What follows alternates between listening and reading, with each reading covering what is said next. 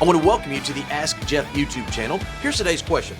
At Jesus' trial, who may have been the unknown disciple that came in along with John? Now, this is in chapter 19 of the Gospel of John.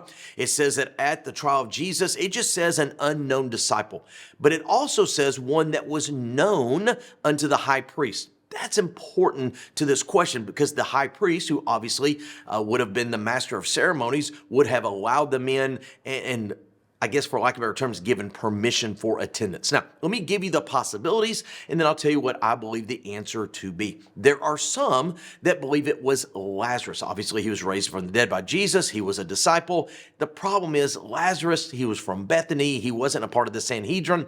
High priest, probably not going there. The other thought is, well, maybe that was John speaking of himself, kind of trying to be incognito. I mean, after all, at the end of the Gospel of John, he refers to himself as laying on Jesus' breast. He doesn't give his name.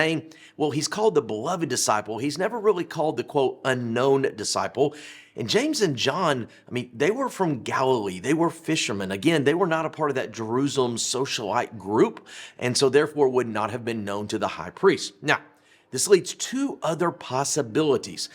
Either A, Nicodemus, or B, Joseph of Arimathea. So at the end of the chapter, they are the two men who take the body of Jesus off the cross and place it in Joseph's tomb.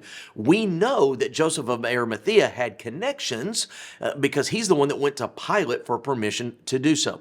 We know Nicodemus was a part of the Sanhedrin. Jesus calls him not only a master of Israel in John 3, but in John chapter 7, the same men that put Jesus on trial were talking about Jesus, and Nicodemus was among them, and they asked Nicodemus, are you one of his, quote, disciples too? So again, I would claim that either Nicodemus or Joseph of Arimathea was the, quote, secret disciple that got permission to attend the trial. Great question. If you have one, send to AskJeff.net. Maybe your question will be tomorrow's. Thanks for being a part of today's daily question. Now, we answer a question each and every day. Please feel free to submit a new question at AskJeff.net. We may not have gotten to yours today, but we eventually will continue to be a part of this. Subscribe so you don't miss out on a question every day.